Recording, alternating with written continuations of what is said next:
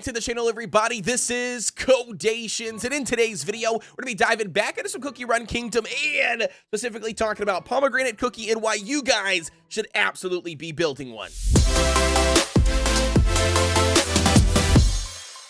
Diving right in, ladies and gentlemen, so we're going to be taking a look at the March 25th update patch notes that have been dropped in-game when the update officially launched. When we scroll down here to the battle section, we've got Pomegranate Cookie stat and skill has been adjusted. Default defense increase is going to be increasing by 16.32% compared to before. Default HP increase is going to be increasing by 16.11% compared to before. The skill cooldown is getting a minus 2-second cooldown, which is huge. We've got an HP healing percent at level 60 is going to be from 28% now up to 30.4% of the attack. The attack boost buff that she does provide when she uses her skill at level 60 is going to be increasing from 20% all the way to 30%. And then it says in order to utilize Pomegranate Cookie skill more effectively, her battle position has also been moved to middle from the rear position. Oh man, so she's got a massive buff, like legitimately, like I mean she's getting for her base defense and HP stats, she's getting an increase by 16+%. Then we've got, you know, additional healing being done, not much, just a little bit there, but still it adds something, and you know it's buffing a little bit of her healing that she provides. And then last but not least, she's getting a massive 10% increase on the attack bonus that she does provide. So when she utilizes her skill, it used to be 20%, now it's a 30% attack boost that she provides your entire team. Now diving in here to the overall skill, we've got Pomegranate Magic at a 15-second cooldown. We've got even dark spells can become a formidable ally. The Cookie's Crimson Magic applies a buff restoring some HP over time for the entire squad and also increases their damage. We've got down here in gray, healing is going to be 29.4% of attack every 1 second for over 5 seconds, and we've also got a 30% attack increase for 7 seconds for the entire team. Ooh, okay, very nice. We've got a little bit of healing being provided. She's a magic unit, she's in the middle row, and she's also going to be providing an attack buff, which really is what we're here for. Now, as far as overall toppings of choice go for Pomegranate Cookie, I honestly am gonna say a full Swift Chocolate set to maximize her cooldown. Now, one quick second here, if you guys are looking to build that Pomegranate and Caramel Arrow Arena comp that I just did a guide on, I'll put that video up here for you guys to check out if you want to build that, because it's dominating right now, especially in the top 100 for the overall arena. However, if you are looking to build that team, Pomegranate Cookie does need full Swift Chocolate toppings. However, though, you need to make sure that you are making sure that Pomegranate Cookie and Caramel Arrow have the highest amount of attack speed on your team via substats. So as you can see here for mine specifically, I've got, you know, 8.1% damage resistance. We've got 15% on cooldown, but we do come in at a 6.3% on attack speed. Again, just trying to make sure that Caramel Arrow and Pomegranate have the highest amount of attack speed on our team.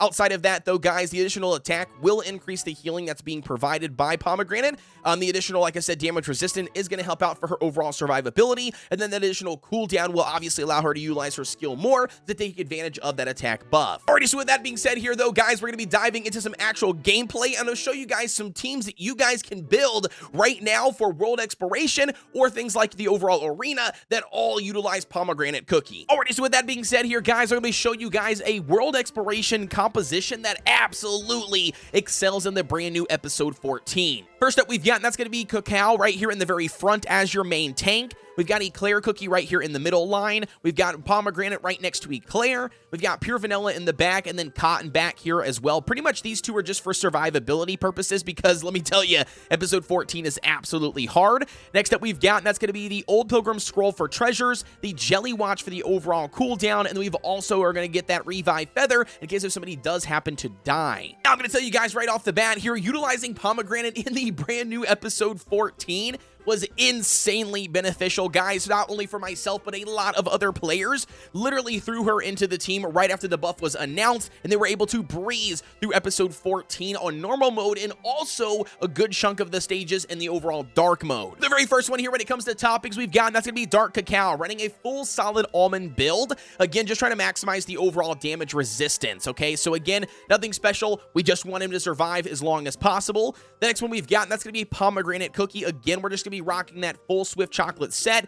I am going to be getting at least 8% here on damage resistance, and then we also are going to be pushing 16.6% cooldown, and then we've also got that attack speed. Now, the attack speed here is absolutely not needed for something like the World Exploration. However, though, just like I mentioned in the video from yesterday where I built that arena composition, you definitely are going to need some additional attack speed, and you want Pomegranate and Caramel Arrow to have the highest amount of attack. However, though, when it comes here to the overall substats for World Exploration exclusively, you just want to maximize as much cooldown as you possibly can and as much damage resistance as you can to add to the overall survivability with the damage resist, and then also the ability to utilize Pomegranate's skill as often as possible, having more cooldown. The next one we've got, and that's going to be Eclair Cookie here, coming in with a full Searing Raspberry set. I legit never touch this guy's toppings. We're going to be rocking 14.3% damage resistance. We've got a little bit of a cooldown here, nothing too crazy, and we do have some attack speed as well. Again, that's not really needed. Literally, all you're looking for Eclair is going to be damage resistance and that attack percent to just make sure that you can do a ton of damage and survive.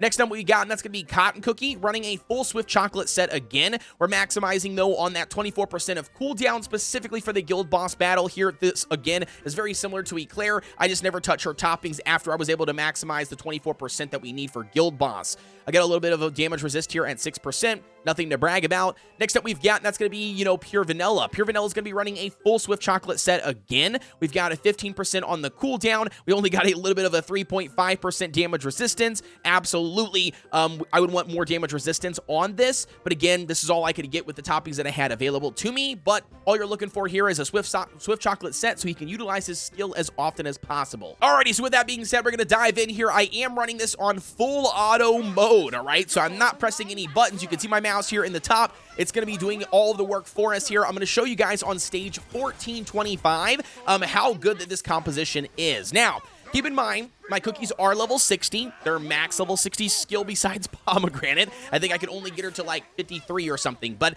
nevertheless, it has zero issues, at least on this stage here. I do know that stage, 14, 10, and 14, I believe 26, I believe might be the next, challenging stage before you get to 1430. But nevertheless, it seems to be working phenomenally here. And like I said already before, there's a lot of top tier players that have utilized this exact same comp, to just pretty much obliterate episode, 14 on the normal mode. Now, I do know dark mode is a little bit of an exception here because dark mode does get significantly harder than normal mode. So I don't know exactly what the, perfect composition for dark mode is going to be yet at this moment. But nevertheless, you can see here Dark Cacao did end up dying and took that treasure, I believe. Maybe he didn't. Ooh, maybe he didn't. Maybe we're really close. But anyways, you can see this is the last final portion of 1425, and we've had zero problems. Nobody's actually died yet. I think Dark Cacao, there he goes. So he actually died. He utilized the Revive Feather, and that's why we brought it specifically for that reason. And then you can see here that these guys are almost dead. So we should have no problem beating the overall stage. I'll show you guys the damage numbers after, just so you guys can kind of see what, Pomegranate's bringing to the table, I guess. But we're not really looking for the damage output. We're more looking for just, making sure that everybody survives. And she provides an attack buff that we need. So with that 30% attack boost, let's see exactly what Eclair and Cotton versus damage is doing. Ooh, look at those numbers. We got 3.4 million on Dark Cacao. We got 3.2 million on Eclair. And we've got 2.3 million on Cotton Cookie as far as damage being done. Now, for the moment of truth here, let's check out the overall healing. Ooh, look at this. We got 1.1 million healing done by Pomegranate, 1.3 million done by Cotton, and 1.4 million done by Pure Vanilla. Dude, very, very nice here. We get the attack bonus, and we get the additional healing being provided, adding to our overall survivability. Alrighty, so with that being said there, ladies and gentlemen, I'm going to dive back into some arena here, and I'm just going to do a quick shout out to yesterday's video for you guys to go check out if you haven't done so already. I'm going to break down the full build over there, but I'm just going to show you guys this team composition utilizing Pomegranate that you can use right now in the overall arena. Alrighty, so officially diving in here to a match. We're just going to try this out and see how well it does versus a 2-tank combo. Again, essentially all we need here is for that second rounds of rotation to go off. We need Pomegranate's, attack buff to be there. Caramel Arrow to just absolutely shred with damage. Same thing with Eclair here. And then, Dark Cacao also puts down some work here when it comes to damage utilizing, Pomegranate's buff. So, as you can see here, we had no problem bopping this team. I'm just look at all those debuffs. Holy smokes.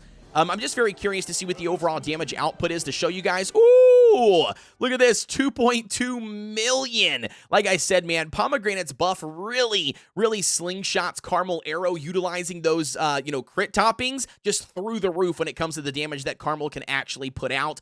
We didn't do too bad here on Eclair. You can't really see it, but it's 735,000, not even 1 million. 717,000 here on Dark Cacao. 530,000 here on Cotton. Nothing too spectacular where that goes.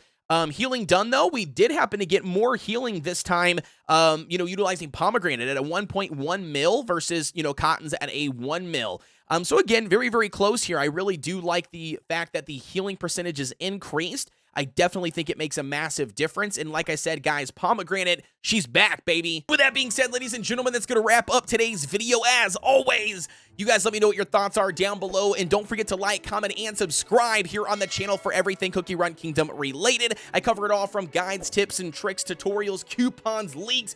Man, that list just keeps on getting longer and longer, but nevertheless, you name it, it's here on the channel for Cookie Run Kingdom. As far as my overall thoughts on Pomegranate Cookie, I definitely think that she's usable. She's very good. That buff that they added from 20% to 30% is massive for the attack that she, the attack buff that she provides. Also, the healing, too. Let's not forget about that. It's also top tier. So, absolutely somebody to consider putting on your team. When it comes to tier list, baby, she's moving up that tier list. You know she is, and that video is going to be coming soon, so definitely stay tuned. Make sure you got the notification bell ticked on so you know exactly when I drop that video. With that being said, ladies and gentlemen, as always, I'll see you guys on the next one.